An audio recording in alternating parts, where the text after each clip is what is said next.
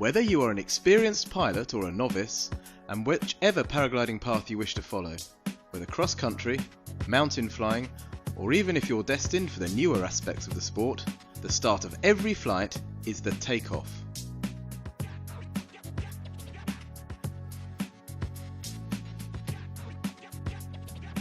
At the moment of takeoff, each pilot can be subjected to stress from different sources. The configuration of the site, strong or cross winds, and considerations regarding other pilots in the vicinity. Lack of practice can also lead to doubt or hesitation.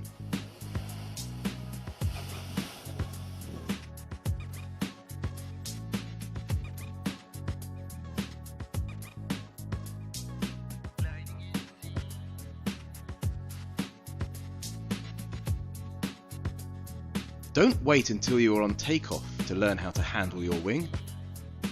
It's imperative that you train yourself in the correct techniques, the improvement of which will result in safe launches.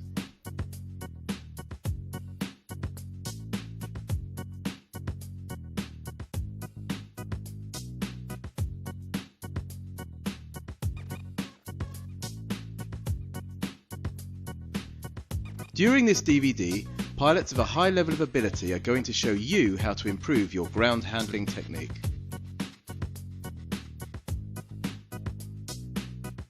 We will also demonstrate various exercises, which will be illustrated in varying conditions.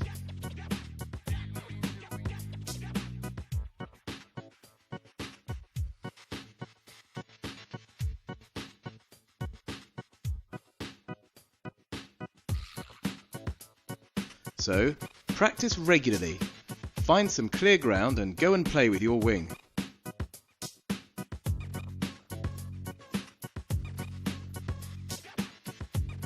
You'll see how ground handling becomes a real game and your takeoffs more and more assured. Enjoy the film and your ground handling.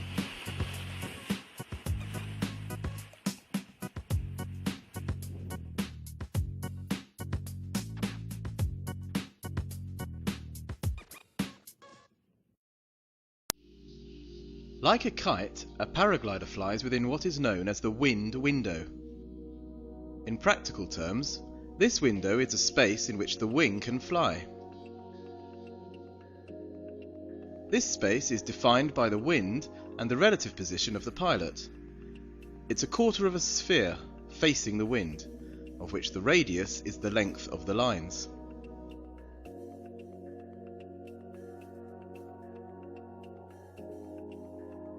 This window comprises several distinct zones. In green is what is known as the edge of the window. At the window's edge, the power of the wing is at its weakest. The canopy flies very slowly and can even stop flying altogether.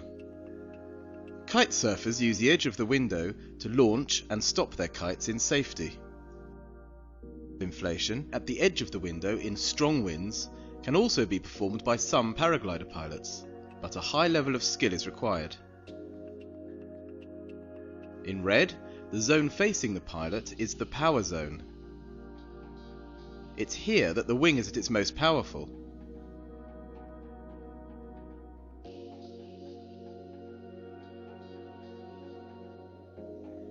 In paragliding, the wing can fly from the top to the bottom and from one side to the other up to the edge of the window. For a paraglider, the wind window and its different zones exist in the same manner as for kiting. In red, the power zone. The wing strongly resists the wind, producing a pulling effect. In green, the lift zone. The air begins to flow over the wing's profile as it progressively reaches flying speed. This is why, in strong winds, the movement of the wing in the power zone is the critical point of the inflation.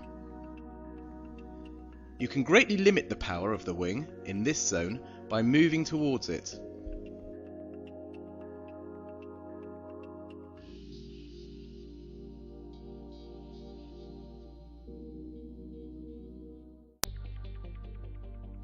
As you arrive at takeoff, your attention is generally focused on weather conditions. Knowing how to prepare your equipment must therefore become automatic, so that you're free to concentrate on other aspects of your flight as much as possible.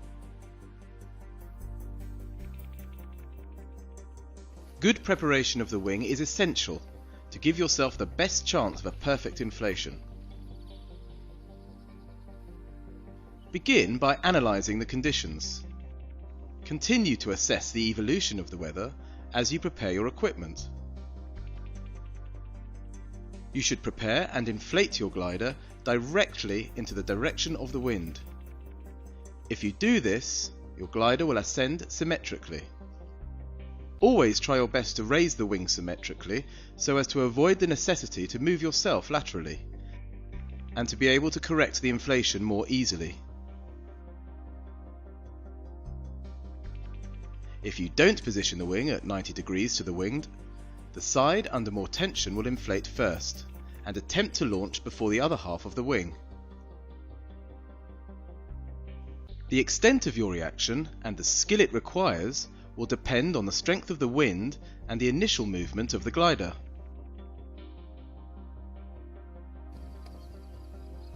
When there is no wind, as here, lay out, then position your wing at 90 degrees to the steepest slope. This will aid your takeoff and facilitate a rapid departure from the hill.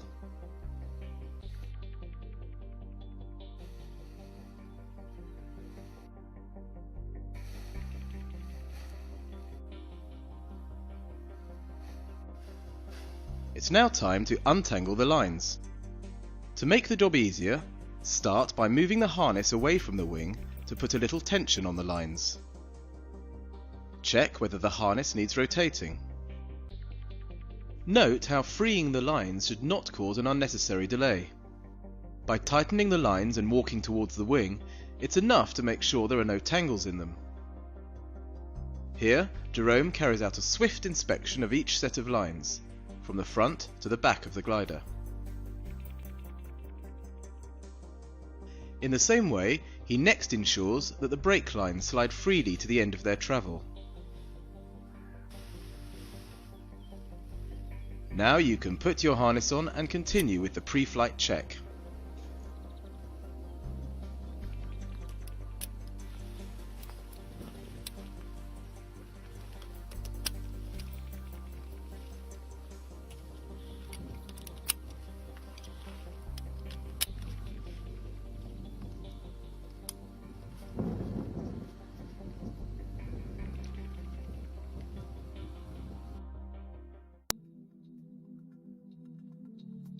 We're now going to see the various stages comprising a forward launch. In weak or nil wind conditions, this takeoff technique is often preferred to the reverse launch method.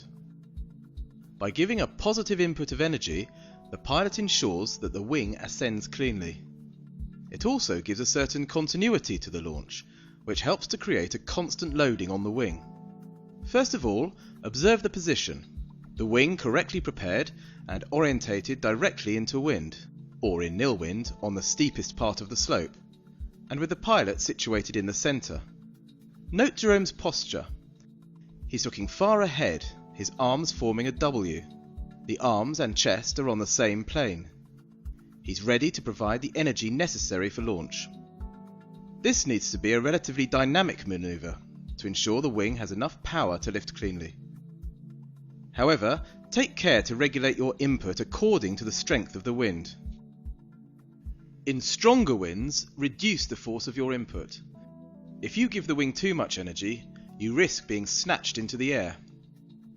In weak conditions, as here, Jerome doesn't hesitate to give a positive input. Then the wing lifts, either quickly or more slowly, to arrive at a position above your head. You should then control it by braking so that it doesn't overfly you. Once again, your actions must be governed by conditions. If the wing climbs rather slowly, very light braking should be enough to prevent it from overflying you. On the other hand, if the glider rises fast, don't hesitate to brake, even quite hard if necessary. However, this should be a brief reaction, as you mustn't keep the wing braked for too long.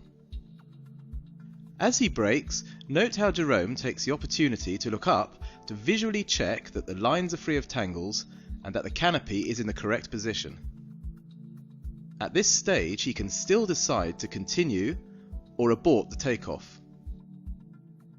He decides to continue and starts his takeoff run.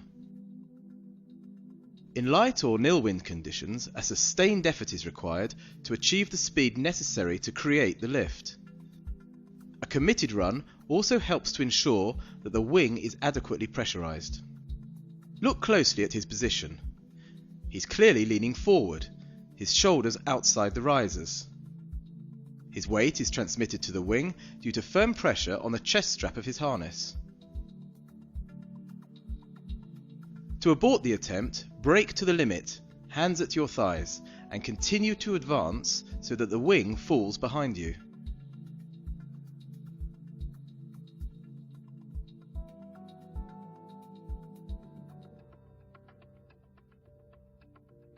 The glider and pilot form a pendular system.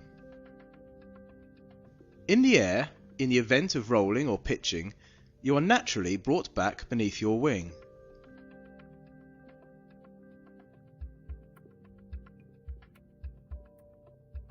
On the ground, it's a different matter entirely. If your wing moves to the left or right, it's up to you to follow it to regain the equilibrium. At the moment of takeoff, if the wing climbs sideways, you don't have to collapse it and start again. This situation can well be recovered. In the first place, follow the wing while continuing to advance. Next, correct the course of the wing with the opposite brake. In this way, you maintain a good loading on the wing throughout the run, while keeping to the initial direction chosen for it. Once returned to a position of equilibrium, with the wing stabilized above your head, you can start your takeoff run. David's action demonstrates this very well. By moving towards the wing, he causes a canopy to return above his head. Very quickly, the majority of pilots come to prefer the reverse launch because it allows a visual check of the glider. It's also easier, as the wing rises, for the pilot to effect the correct adjustments and find the best position to be in himself. This type of inflation is also better adapted to stronger conditions. There is no correct method. The right method is the one you master and which ensures that you take off safely. In all cases, be attentive to the situation and know how to adapt your reactions as required. The conditions are strong. Maybe you shouldn't wait before starting your takeoff run. Is the takeoff site a gentle sandy or grassy slope, or a steep and rocky incline? For each launch, analyze the situation and act accordingly. We're now going to watch as David demonstrates the crossed brakes method. Turn to face the wing, the risers crossed in front of him. David takes the left brake in his left hand and the right control in his right hand. He next takes the front risers which are in front of each hand. He therefore has in his left hand the left brake and the right hand front risers, and in his right hand the right brake and the left hand front risers. This method is very safe because the pilot doesn't have to let go of the controls as he is launching. On the other hand, it can be off-putting at the outset and a potential source of error because the controls are crossed. The right hand brake controls the side of the wing to your left and the left brake controls the right side. Once the wing is stabilized, the pilot can turn round while always maintaining contact with his wing.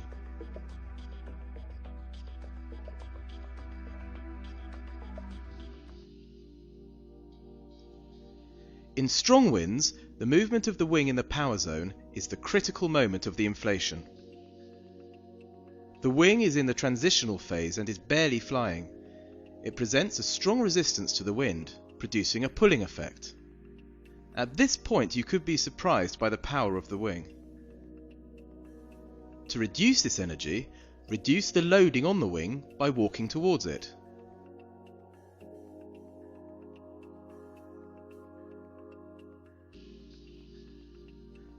David illustrates this by moving 3 or 4 meters towards his wing.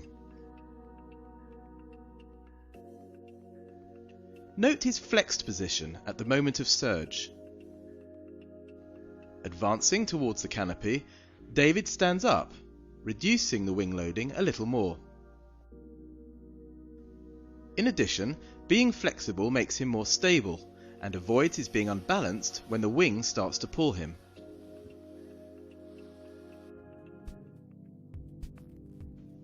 A different situation. For this demonstration, Jerome is using an ultralight wing and the wind is virtually nil. Jerome is going to use the same method of inflation that we've just seen with David. He is simply going to adapt it to the new context. Jerome pre-inflates the wing so as to better position it for the inflation. Note how the wing rises easily despite the absence of wind. With this type of equipment, very light input is required, even in weak conditions. Note that Jerome doesn't have to walk towards the wing. On the contrary, he needs to move backwards to load the wing even more. Here, he's not trying to reduce the speed of the wing, but to increase it, so as to overcome the lack of wind. The wing lifts. Jerome checks it visually as it rises.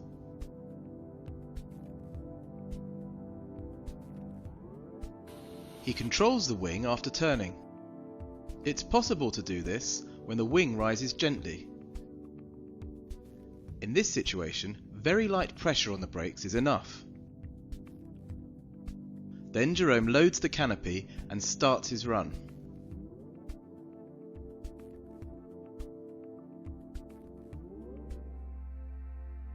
Now another situation with Timothy at the Dune de Pilat. Here he again makes use of the crossed brakes technique, the right hand brake in his right hand and the left brake in his left hand. In contrast, however, he handles the brakes differently and he holds the risers in one hand. To control the wing from one side to the other, therefore, it's necessary to change the hand holding the risers.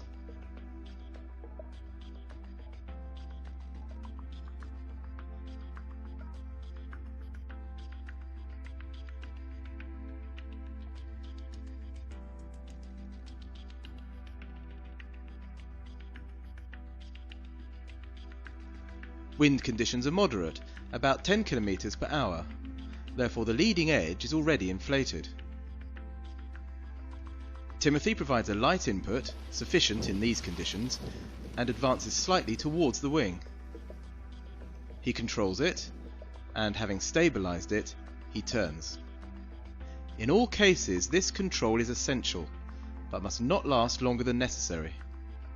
The context will dictate whether or not you remain stationary before starting your takeoff run, but there is no necessity to do so.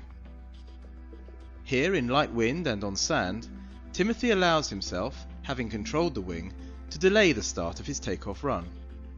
But be careful, in certain conditions or on certain takeoffs, it's better to launch as soon as the wing is stabilised. He raises his hands to increase the speed of the wing, leans into his chest strap and starts his takeoff run.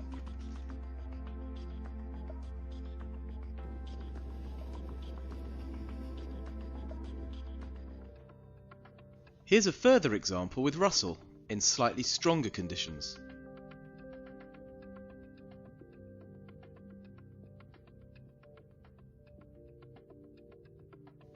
Again, you can see how the wing sits up on the ground.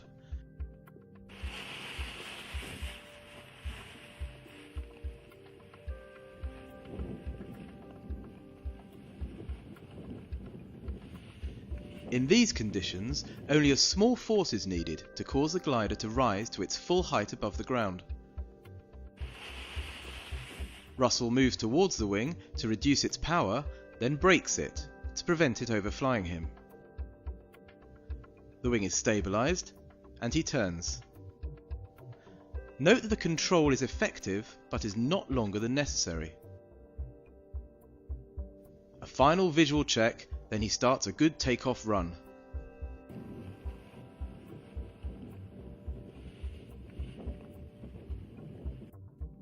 The final example, and another situation, here with Jerome. This time the conditions are clearly stronger and the terrain uneven. A light input is all that's necessary to raise the wing to its zenith. The manoeuvre is skillfully carried out and Jerome launches safely. Nevertheless, that's not to say that this launch couldn't have been improved upon. In these strong conditions, Jerome could have advanced a lot more boldly towards the wing at the moment it began to climb.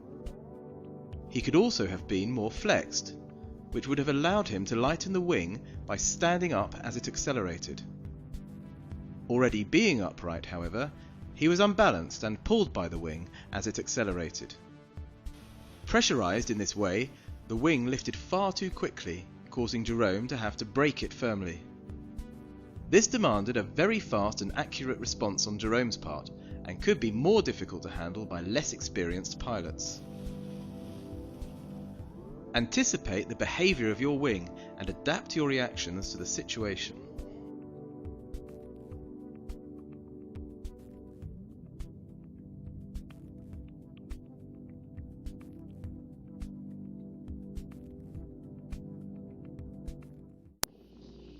Ground handling sessions require an adequate wind speed, which can sometimes develop into stronger conditions. For your safety, therefore, you should know how to effectively collapse your glider. The method you'll have learned at your flying school consists of braking the wing until it falls behind you.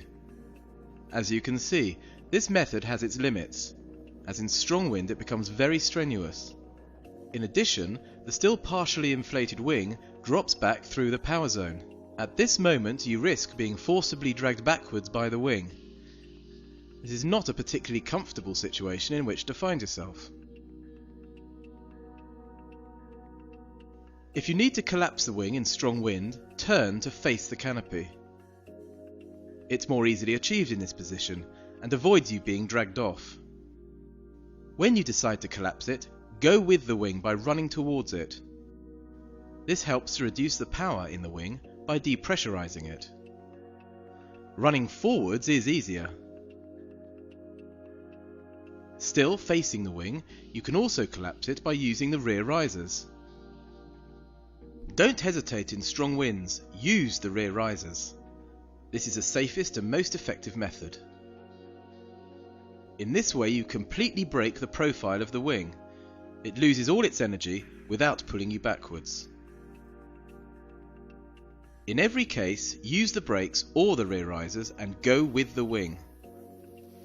You can also move off centre yourself once the canopy is on the ground to prevent it from being able to re-inflate. Here's another method. Be careful as it's fairly technical and best suited to pilots of a certain level of skill. It demands precision and must be effected smoothly. This technique consists of collapsing one side of the wing, then stalling the other.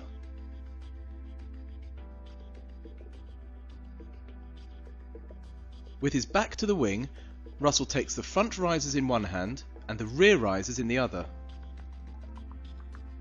He begins by causing the right side to collapse by firmly pulling on the front risers. When the wing is collapsed, he stalls the other side by pulling on the back risers, preventing any rotation from the open side. The wing finds itself almost instantly deflated and depressurized. It drops gently to the ground.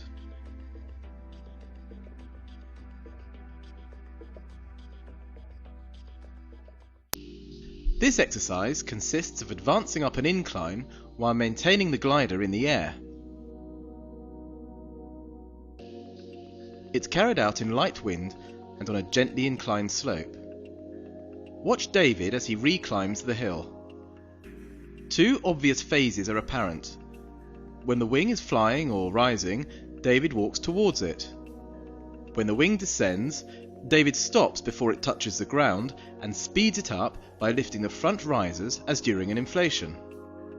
The wing rises, he advances. The wing drops again, he stops to give it more speed, and so on. The exercise demands a good regulation of energy input to the wing and a certain amount of anticipation. The wing climbs, you can advance. By moving towards it, you depressurize it, as well as nullifying the effect of the wind. The wing will therefore lose its speed before dropping back. Make sure that you advance gently towards the wing, if not you risk depressurizing it too quickly, leading to its deflation and the end of its flight. As the wing descends again, stop before it touches the ground and give it some speed using the front risers. Here, watch how Jerome controls each side of the wing independently. He reinflates in turn the right side, then the left, and moves himself to maintain a certain loading on the wing. The wing rises again to its zenith, thus preventing the pilot from advancing further. Use the rear risers to brake it and cause it to fall once again. Moving from the front risers to the back quickly and without hesitation is a good exercise in skill and dexterity. To remain in control of the wing, you should also move yourself laterally. This will counter localized changes in wind direction. Here, the wing goes to the right. Jerome naturally shifts himself towards the left to maintain a symmetrical tension between the risers. Once the wind has returned to its previous direction, the glider and pilot realign themselves. This exercise helps you to understand how it's possible to control the speed of each side of the wing by well-calculated inputs to the front risers and repositioning of yourself. Familiarity with these sensations is indispensable in achieving good elevation of the wing during a reverse launch inflation.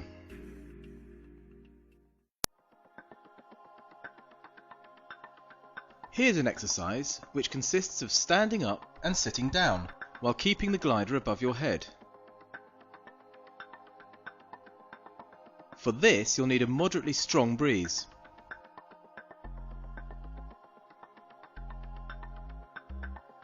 To begin, try to sit down and stand up again while maintaining the loading on the wing. If you're too quick, you risk depressurizing the wing suddenly, leading to its collapsing. Therefore, try to maintain and feel a continuity in the pressure. Your wing has less or more lift depending on its position within the wind window. This exercise aims to help you feel this lift as well as the zone in which it operates. As it rises towards the zenith, the wing attains its flying speed. The lift is created, then increases. Use the brakes to induce a pitching motion of the wing. Start by braking the wing sufficiently to make it swing firmly backwards. Then slacken the brakes. The wing can now fly again. It accelerates and again ascends to the zenith. At this moment, you should feel the increase in lift as the wing pulls upwards. Repeat this pitching movement and attempt to produce an increase in lift which will pull you upright.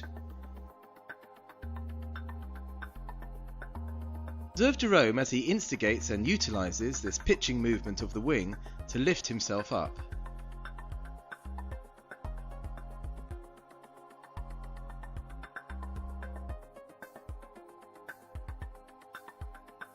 As the wing moves forwards, he begins by braking it fairly firmly.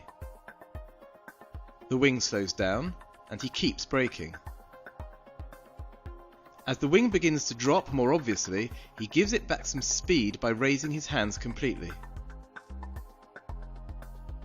Climbing towards its zenith, the wing accelerates, the lift increases and pulls him into an upright position. In strong or very strong winds, keep your knees bent and put all your weight on the harness.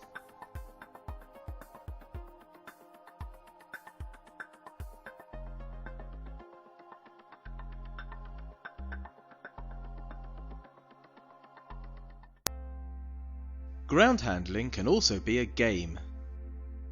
Having worked on various exercises, and from the moment you start to feel confident, you can enjoy yourself in your surroundings. Play with the ground. The goal here is to move yourself with the wing above your head without taking off. This low wall is perfect for an attempt to move along its edge without falling. A little break sends the wing to the left, he follows it.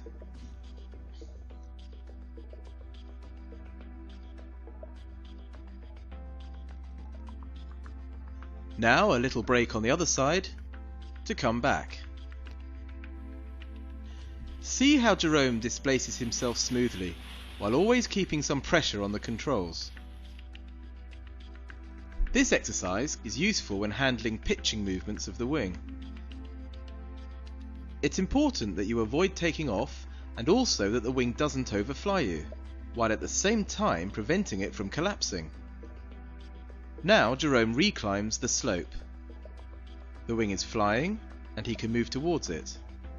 The wing drops back.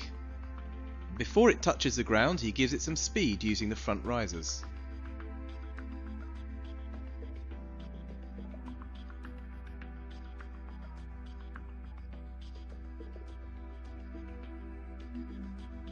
Jerome is now going to use the pulling force of the wing to get back onto the wall.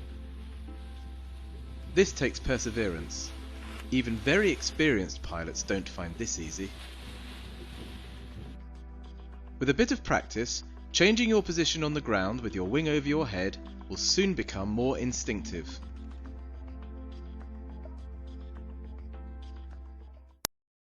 The aim of this exercise is to develop your awareness. It consists of maintaining the wing between the ground and its zenith. Be aware in this case that, as the controls are not held, this is not a ground handling technique to be used when taking off. Take the brake lines in one hand and the front risers in the other. You're going to control the glider by a pendular motion from right to left. By taking the front risers to the right and the brakes to the left, you accelerate the left side of the wing while braking the right. Conversely, by pulling the front risers towards the left, the right side of the glider will be accelerated. You will also have to control the speed of the wing to maintain its position. You can accelerate the wing by pulling the front risers upwards, or brake it by pulling on the brake lines. This is a very useful exercise as it requires delicate control to keep the wing flying. Observe how Timothy simultaneously controls the speed and dissymmetry of the wing.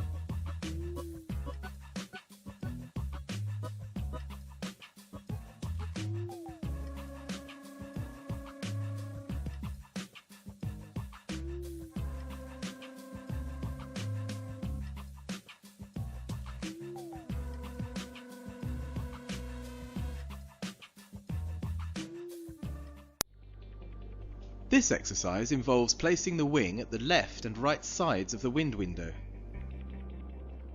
Even in this unusual configuration, it's possible to achieve a state of equilibrium for your wing.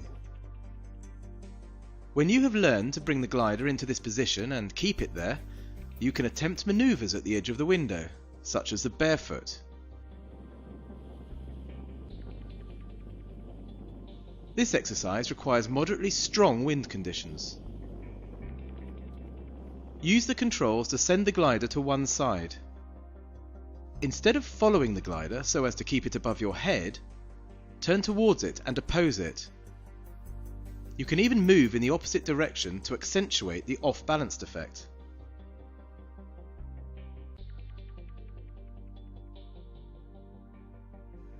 In this situation, only the outside brake is effective. It's with this control that you're going to be able to keep the wing in this position. You'll need to find just the right amount of input. If you apply too little outside brake, the wing will lean and pivot until it collapses, the leading edge on the ground. If you apply too much brake, you will prevent the wing remaining at the edge of the window. On the other hand, this is how you can bring the wing back over your head. By keeping this side braked, the wing will progressively change course until it dives to the other side.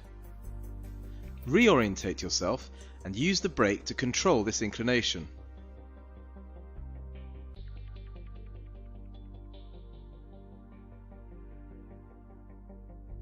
If the wing has dropped too far, or the wind becomes weak, the use of the brakes alone will not be enough to bring the glider back above you.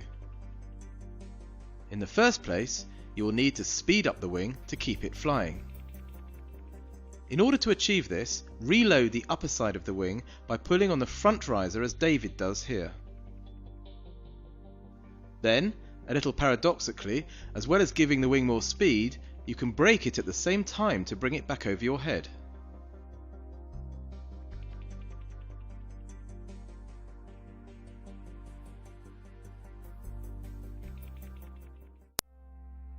You have just seen how to bring your glider to, and handle it at, the edge of the wind window. Now we will see how you can maneuver yourself by using this technique. This could be useful, for example, to quickly clear the landing area having touched down. To succeed in this exercise, you will need at least a moderate breeze. Moving with the aid of the window's edge consists of bringing the end of the wing to between 50 centimeters and a meter from the ground, then moving yourself while maintaining the wing in this position. Start with your back to the wind, the glider stabilized above you. Next, use the brake to send the wing to one side. You can clearly see that the trailing edge is deformed on one side only.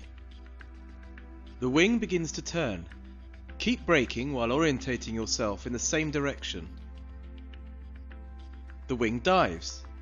Instead of moving underneath as you would to stabilize it, place your body in opposition to the wing.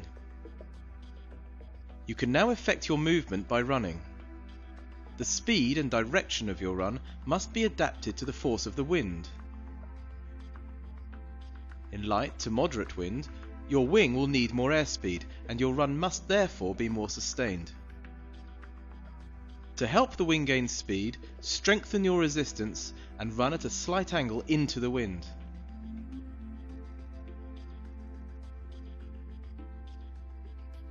In a stronger wind, your run can be less forceful and less into the wind.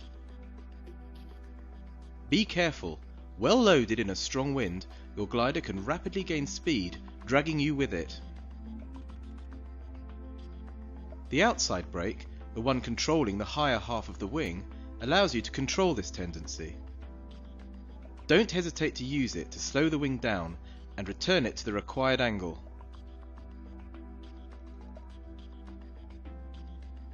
To make a U-turn, the principle is simple.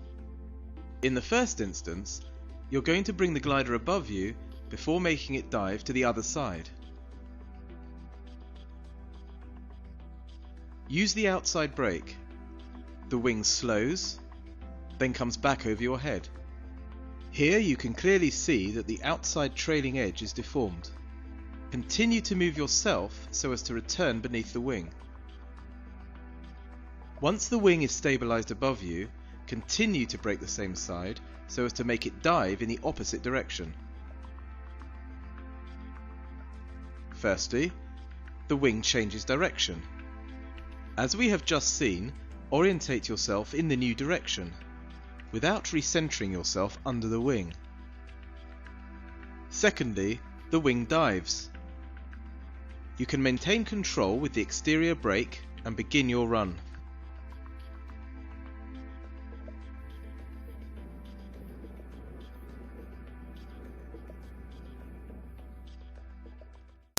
By using the displacement technique with the wing at the edge of the window, it's possible to reclimb a slope. This method is best adapted to stronger conditions. It's therefore practiced in sustained winds. This can be useful, for example, on a dune, where ascending in sand can soon become exhausting, but also on any hill on which you are practicing your ground handling. If the wind is perfectly aligned onto the slope, it's possible to climb the hill in either direction. The principle is the same as the displacement seen earlier. Begin by sending the wing to one side. It dives. Instead of following it as you would in order to keep it above your head, oppose the wing to make it lean further. Now it's necessary to give the wing some speed. Run at a slight angle into the wind while remaining in opposition to the wing, thus pressurizing the wing and speeding it up more quickly. Once the wing has attained a certain speed, you can change your direction to ascend the hill, while tilting the wing even further with the inside brake.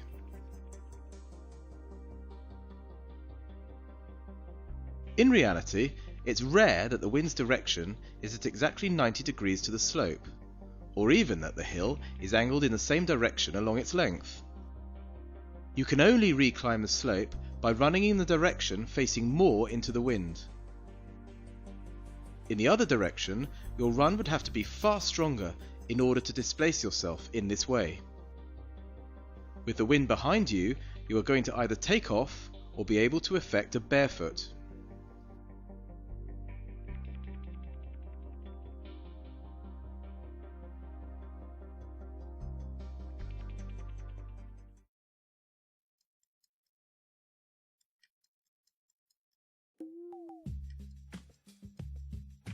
To perform a barefoot, the power of the wing must be significantly greater than during the displacement maneuver at the window's edge. The pilot can then slide, towed along by his wing. This requires a strong wind. As we have just seen, the direction with your back into the wind makes a barefoot more easily achievable. You should attempt to impart the maximum energy to your wing. Incline the wing, load it by moving away from it, and run. When you feel sufficient force, you can let yourself be pulled. You can perform a barefoot on different types of terrain, on sand, but also on grass or snow.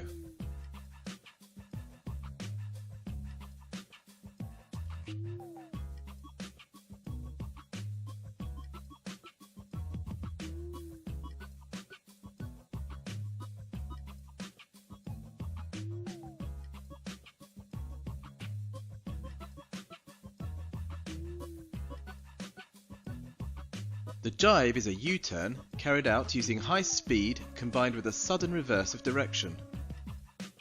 The controlling input and transfer of weight must be regulated to make the wing pivot through 180 degrees as fast as possible. If the turn is slow or the radius too long, you will detach yourself from the slope and take off. On the other hand, if the turn is sharp and the pilot continues moving while the wing begins to turn, he will ensure a perfect loading on the wing. He is then returned by the pendular effect.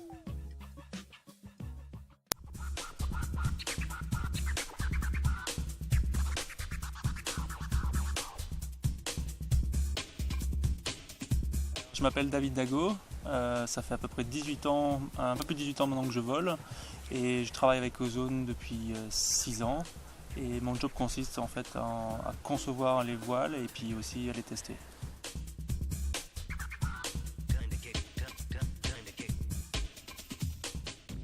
On est trois dans ce qu'on appelle le design team.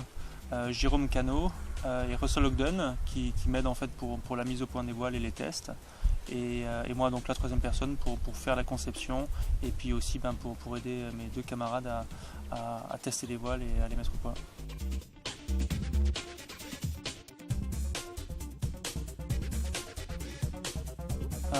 Pour moi le gonflage c'est une partie du vol finalement, c'est ce qui nous permet de nous mettre en l'air. C'est quelque chose qu'on privilégie en fait au début de l'enseignement et on oublie assez rapidement parce que finalement voler c'est ça le plus important. Et c'est finalement assez dommage parce que c'est assez ludique finalement que passer du temps à faire du gonflage et ça permet, à mon avis, de développer des sensations sous la voile. On arrive en fait à un peu mieux comprendre, un peu mieux déchiffrer ce qu'elle dit et se concentrer vers les commandes. Donc pour moi c'est vraiment intéressant quand on a l'occasion de passer un peu de temps à jouer avec sa voile au décollage pour être vraiment à l'aise. Ça peut qu'aider en l'air de toute manière.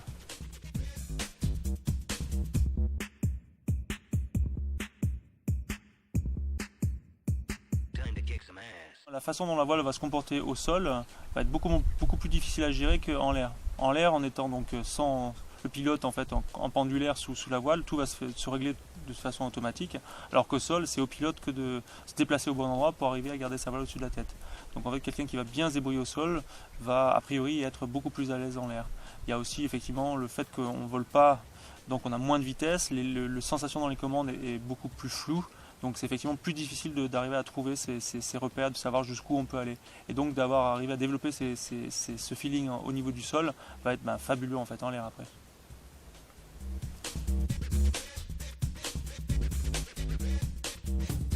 Les premières choses à faire, je dirais, c'est donc sans parler de gonflage face à la voile et de croisé-décroisé, on peut simplement parler de gestion de la voile, en fait du tangage et du roulis, en étant statique, sans vouloir décoller. Où en fait on essaie parce que le vent est jamais complètement laminaire, le vent, il y a des variations de force, donc le vent accélère et diminue, le vent change de direction, et ça veut dire que la voile, si on bouge pas, en fait elle va forcément partir en arrière, en avant, se décaler. Et c'est là où en fait très facilement, quasiment tous les jours, on peut en fait essayer de rester au sol et contrôler sa voile. On peut au début se servir du visuel pour effectivement contrôler sa voile, et puis ensuite on peut regarder le sol et simplement qu'en termes de sensation se déplacer pour essayer de rester le plus longtemps possible sans faire tomber la voile. Ce sera un exercice général en fait à adresser à tout le monde. Et ensuite après ça on peut se permettre de commencer, on va dire, à se déplacer, c'est-à-dire effectivement se donner une sorte de parcours, essayer de reculer, avancer, se décaler, monter sur un caillou par exemple. Où en fait on rajoute, on va dire, une dimension en plus qui est en plus de gérer ce que fait le vent, faut en plus gérer ce que nous on fait pour diriger sa voile et aller où on veut sans la faire tomber. Par vent fort, une des techniques consiste à essayer de ralentir, on va dire, l'accélération donc en tangage de la voile au moment où elle finit. Pour ça, il y a deux choses à faire. La première, c'est, on va dire, descendre son centre de gravité, donc s'accroupir pour essayer de se servir des jambes pour faire comme un ressort, pour en fait essayer au moment où la voile finit de monter, pour essayer de réduire la quantité de poids et donc ce qui génère l'accélération de la voile. Et la deuxième chose, c'est aussi aller vers la voile. Donc si on gonfle face à la voile, au moment où la voile monte, en fait le pilote doit donc décomprimer le ressort et tout doucement avancer pour la voile pour finalement diminuer la vitesse de montée de la voile. Et ça permet effectivement de diminuer par 3 la vitesse à la fin de la montée, ce qui permet de quasiment, on va dire, décoller dans des conditions très fortes sans avoir la voile qui dépasse le pilote.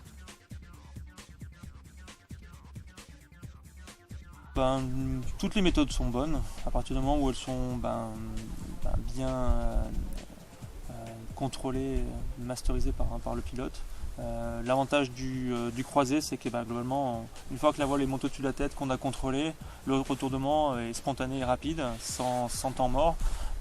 Par contre, l'inconvénient, c'est que si la voile retombe, on est obligé de la faire retomber par terre pour la reprendre. Elle est très dure à reprendre parce que les freins, en étant tirés, vont empêcher la montée de la voile. Alors que donc en étant décroisé, l'avantage c'est qu'effectivement si on fait tomber la voile, on peut effectivement la reprendre, il y aura très peu de freins impliqués dans la manip. Par contre l'inconvénient c'est qu'au moment où effectivement il y a le retournement, ça demande effectivement un contrôle et un changement de main qui demande en fait pas mal plus de pratique. Et c'est avec le risque, si on n'a pas assez pratiqué, de effectivement perdre une commande, donc d'être un peu plus à même à faire des bêtises. Vraiment le point principal, c'est il y a plein de techniques différentes. On va dire il n'y a pas une façon de faire qui est la bonne. Et à partir du moment où on va dire chacun trouve dans une des techniques, dans une des méthodes, une façon qui lui convient, et qu'il la maîtrise, pour moi c'est parfait. C'est vraiment ça la clé du succès du vol en sécurité et en confort, c'est vraiment la maîtrise de quelque chose qui nous convient. Yes, you. And you.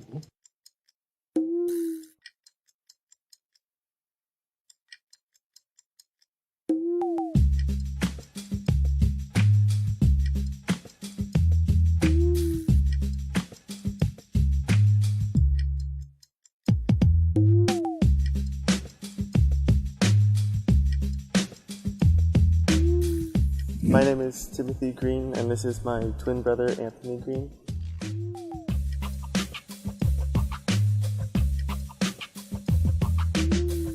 basically started in like winter of 2002, 2003, where we bought a parachute off of eBay and flew behind a golf cart and off of small hills until we kind of understood about the concepts of flight. The summer of 2004, we started really progressing in acrobatics and working for the civ course, driving the boat and teaching basic maneuvers. And this is where we found a very excellent site where we actually first started kiting. It was an island in the middle of a lake that had a nice steady wind coming onto the shore, and it was sandy and gravelly, and it was perfect for learning how to kite. And I mean, we became very good at kiting when we were not flying, and then when we were flying we were understanding, and we put the correlation between the two right then and there. And yeah, and we immediately understood why our instructor said that when you're really good at kiting, you're a really good pilot, because all of the kiting is the exact same as when you're flying. And so we could see the direct correlation when somebody was learning there and they were really bad at flying. You could see them in the air, they were bad at doing the acro. They would ask our instructor, what can I do to become a better pilot? And he would say, well, get out there and kite like the rest of them.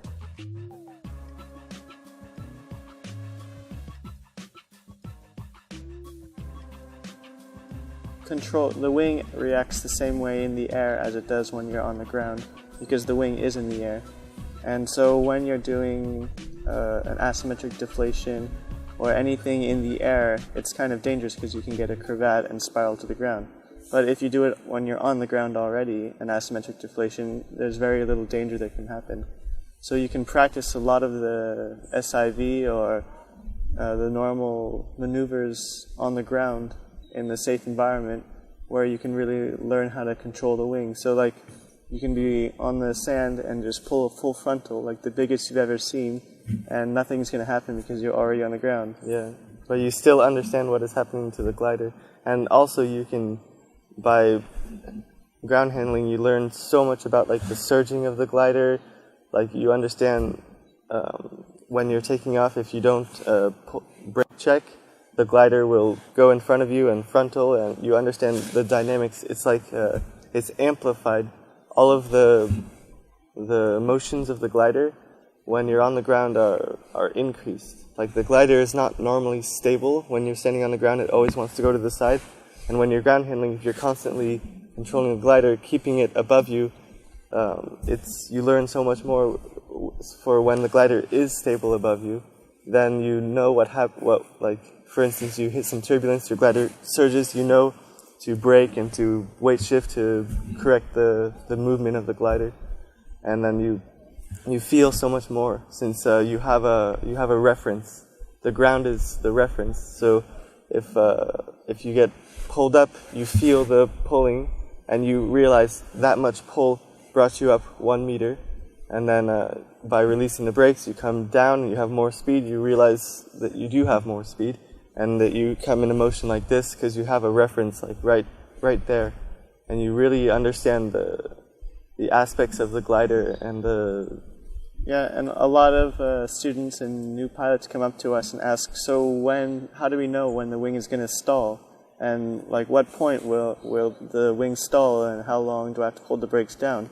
And we say, well, don't go and try it way up high in the air, because you can have a lot of problems. You just come on landing, or when you're on the dune, you can just brake, and just half a meter off the ground, and keep braking until you feel it stall, and then you know that that's the stall point.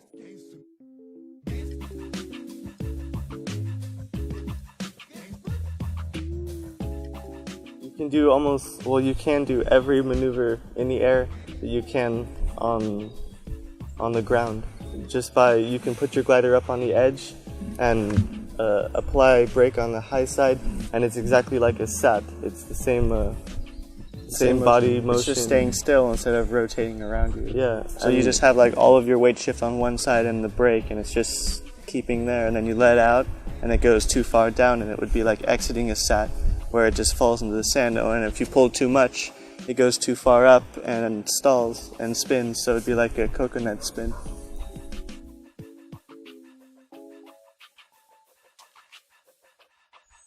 So for like having the wing pull you up the hill like a sailboat going up, you basically are standing straight below your wing with it kited and stable, and you just brake on one side to turn the wing to that side. Instead of following underneath it like you would to keep it stable and above your head, you lean away from it and it comes to the side, and then it often can hit the ground and just like stay there, and then you can bring it back up and you control it with the top brake to bring it up and to bring it down. And then when you want it to start taking you up the hill, you have to lean away from it and then run like in the same direction, and normally upwind a little bit because it has to be cross, otherwise you have to be going too fast. And you can brake to actually give it more lift and pull you up the hill faster. So at the beginning, normally you have to run down the hill a little bit to get some speed in the wing, and then as it gets speed and creates more lift, then you start running up the hill, and you just control it and keep the wingtip touching the ground or just a half a meter up, because if it goes too far up, then it stops pulling you up and it kind of takes off. And then for when the wind is perfectly straight up the hill, you can do it in both directions. So to change direction, I find instead of bringing it up quite slowly, because it has quite a lot of speed and you're running, and normally you take off and fly like away from the hill, the best thing is to stay on the ground to go up the hill as fast as you can. So you bring it up and then you kind of spin the wing like 180 degrees, and you turn your body at the same time, and then when the wing is on the other side, then you just control it and make sure that the wing isn't stalled or something, and then you continue going up the other direction.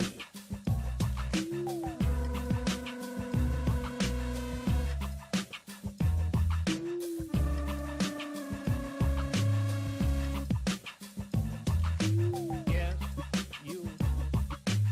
And you. Yeah, and as far as barefooting, it's the same thing. It's just instead of running, you're sliding your feet like away from the sand and away from your wing.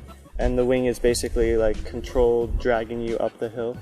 And then for the same way, you kind of slide up the hill and you twist the wing, and you change direction, just dragging your feet the whole time.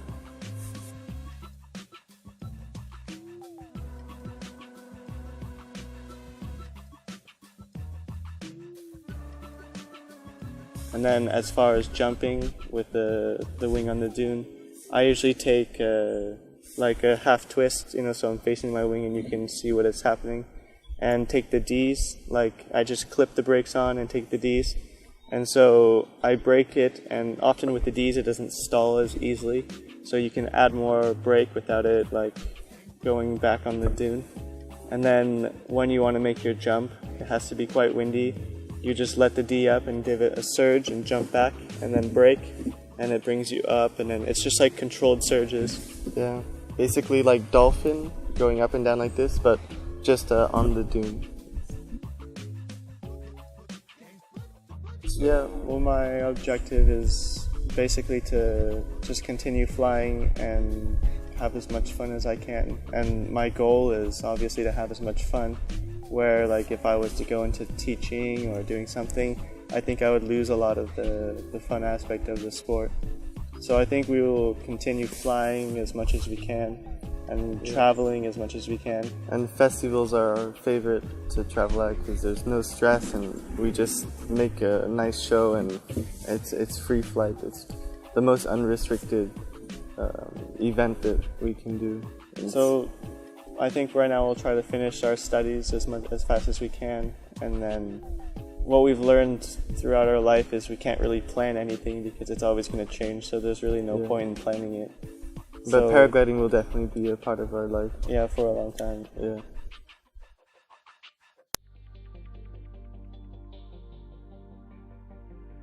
Here's a way to turn your wing over when the leading edge is against the ground. The situation often occurs when you collapse the wing.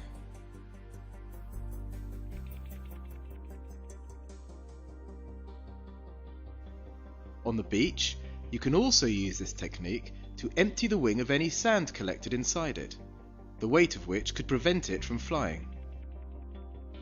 Therefore, the objective is to turn the wing on its yaw axis. How's it done? From a central position, with yourself and the wing in line with the wind's direction, as when taking off, use a single brake to induce the rotation. The trick consists of shifting yourself slightly in the opposite direction, which will break the wing's alignment with the wind. This has the effect of accentuating the asymmetrical climb of the wing, greatly speeding up the side you're trying to bring back. Once this half of the wing has returned to the correct side, you can follow your wing and pre-inflate it in the normal way to finally reposition it.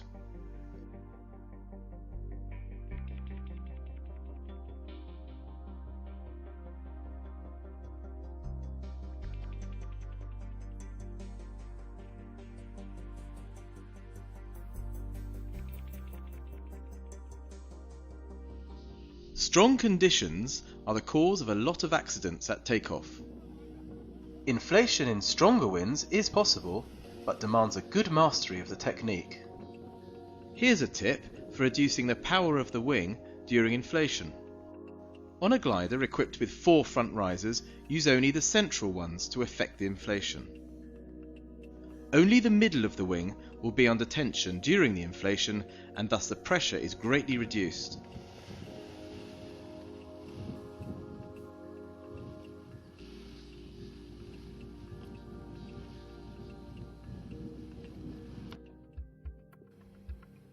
Here's a technique for practicing inflation at the edge of the wind window, requiring 2 people. As we have seen, at the edge of the window, the power of the wing is reduced. This technique can therefore be useful in strong wind, but demands an excellent technical level of skill. It will help you carry out your training in safety. Always practice in a moderate breeze. Alter the alignment of wind, pilot, wing, so as to position the wing at the edge of the wind window. Your assistant will then control the wing's climb from becoming too fast. By changing your position, you can control the loading on the wing. Thanks to the outside brake, you ensure the axis of the climb. It only remains to recenter yourself beneath the wing.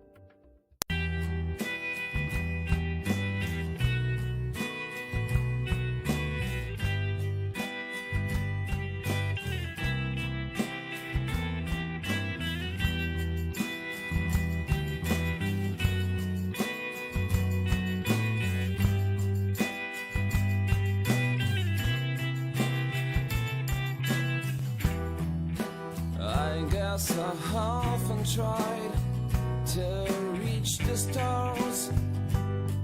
I never caught a single one. I hope you'll be my guide, that you'll be the one that will set me free. Now I'm getting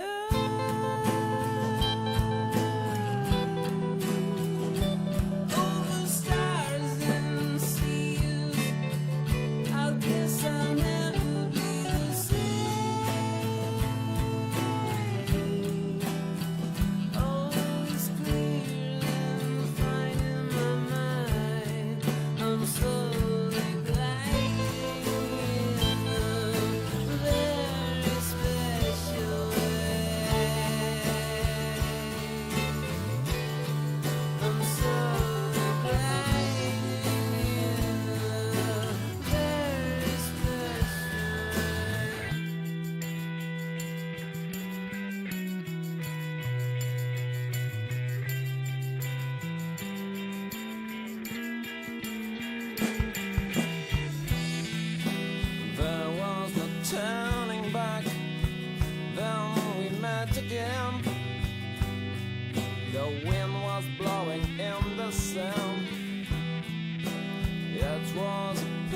perfect day just to get away. We never touched the ground again.